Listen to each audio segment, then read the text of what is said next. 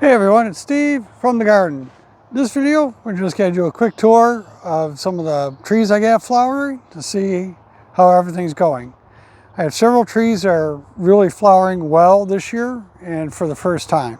First up is the Sweet William I have. This is a sweet cherry, and this thing is really flowering great this year.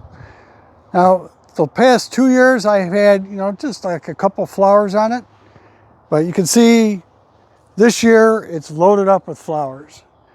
So hopefully the pollinators are able to get over here and get all these pollinated, and we'll actually have some sweet cherries this year. Now, after the sweet cherry comes my sour cherry. This one's just in the very early stages of flowering, and if this can get going fast enough, then this can act as a pollinator for that Sweet Williams cherry that we have. They're really only maybe like 15 feet apart, so that's a great distance to have pollinators go between the trees. After the sour cherry comes my Kwanzaa weeping cherry. This thing is really flowering very well this year. Now, I did get like flowers on it last year, maybe a couple dozen, but this year, and actually they're already kind of fading a little bit already, but this year it really flowered very nicely. Next up, this is a contender peach. This is the first year this tree is flowering, and it just exploded in blooms.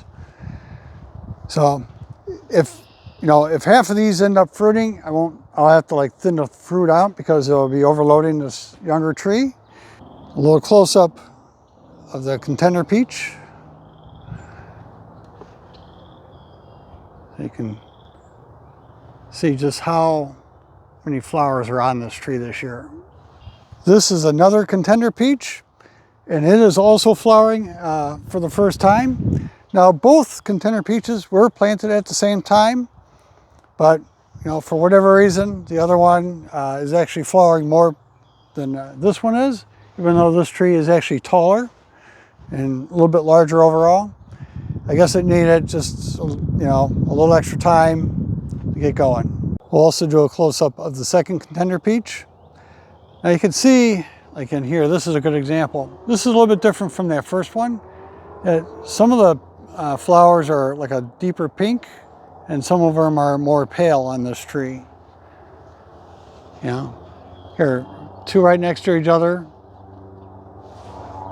One is a deeper pink, and the other is a little more on the white side. But there are a lot of flowers on this tree overall. This is the Flaming Fury peach. I have gotten peaches off this tree before, and I have to say they're some of the best peaches I've ever had. Last year this tree didn't flower at all, but this year it is loaded up with flowers. And you can see that this tree is still in like an earlier stage of blooming. It blooms a little bit later than those contender peaches, but you get the nice pink blossoms. And I don't know if the camera is going to pick all this up, but this tree is just, it's gotten pretty large now, but man, the amount of blooms on this thing is amazing. This is a dwarf Honeycrisp. Now, I have gotten some apples off this last year, but really just a couple. And this year it is also blooming. I'll take you in for a close-up. Here you can see all the flowers forming on here.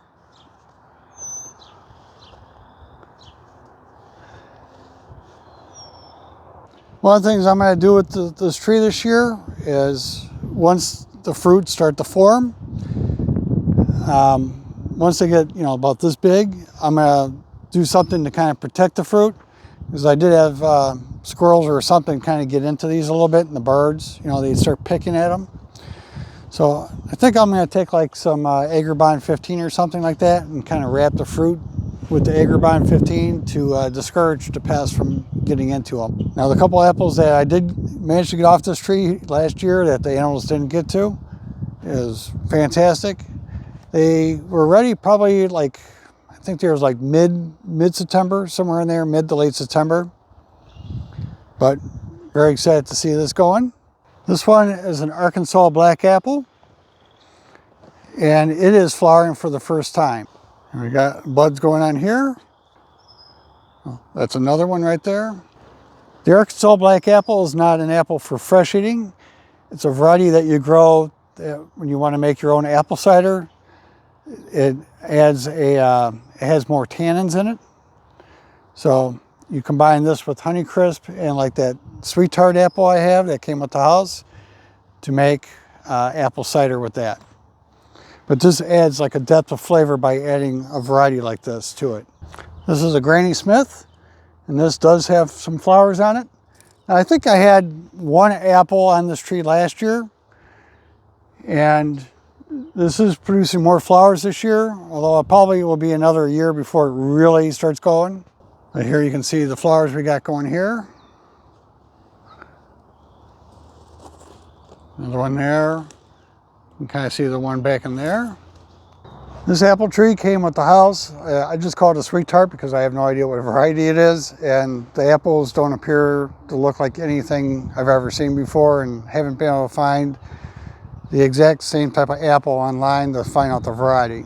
I've also grafted some other varieties onto this tree, like these two branches right here. These have a Williams Pride grafted onto them.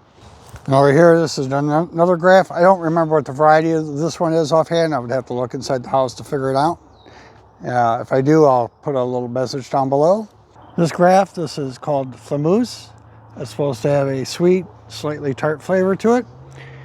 And you can add it to apple cider to help offer a more balanced tone to the flavor profiles.